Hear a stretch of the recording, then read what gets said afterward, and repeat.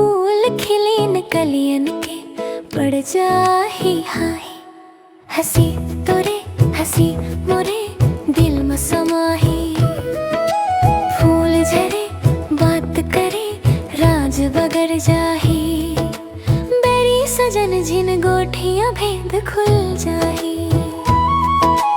ते हम मिले न बागों माँ फूल खिले न कलियन के पड़ जाही हाही।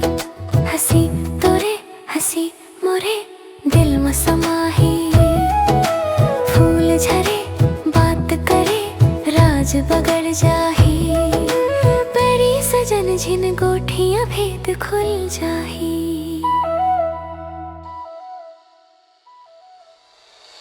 कतेक चांदनी रात है फूलन के बारात है। सखियां कान लगा के चुपे चुप बैठिन है।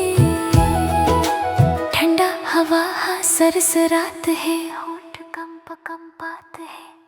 तन मन मोर थर थराही बरमाला कांप जाही। अड़ह सजन झिन खिल खिला भेद खुल जाही। हम मिले न बागों माँ फूल खिले न कलियन के पड़ जाही हाही। हंसी तोरे हंसी मोरे दिल में समाही। फूल झरे बात करे राज बगड़ जाही। बेरी सजन जिन गोठिया भेद खुल जाही।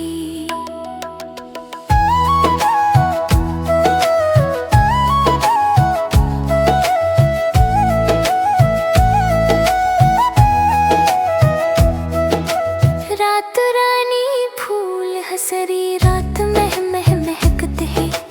मेहंदी भरे हाथ मगगना खन खन खनकत है। घूंघट के पाछूले मैया रह रह के बहकत है। मन हमगन है पायल बैरन शोर मचाही। भकला सजना झिन गोठिया भेद खुल जाही। ते हम मिले न बागों माँ फूल खिले न कलियन के पड़ जाही हाही। हंसी तोरे हंसी मोरे दिल में समाही। फूल झरे बात करे राज बगर जाही। बेड़ी सजन जिन गोठिया भेद खुल जाही।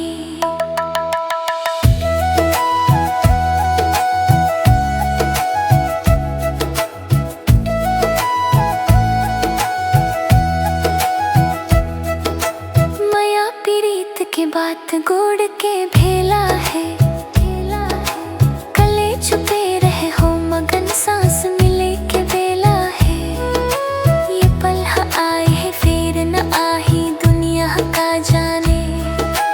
का बोले का कही गुर तुर कहानी बन जाही। नटखट सजना झिन गोठिया भेद खुल जाही।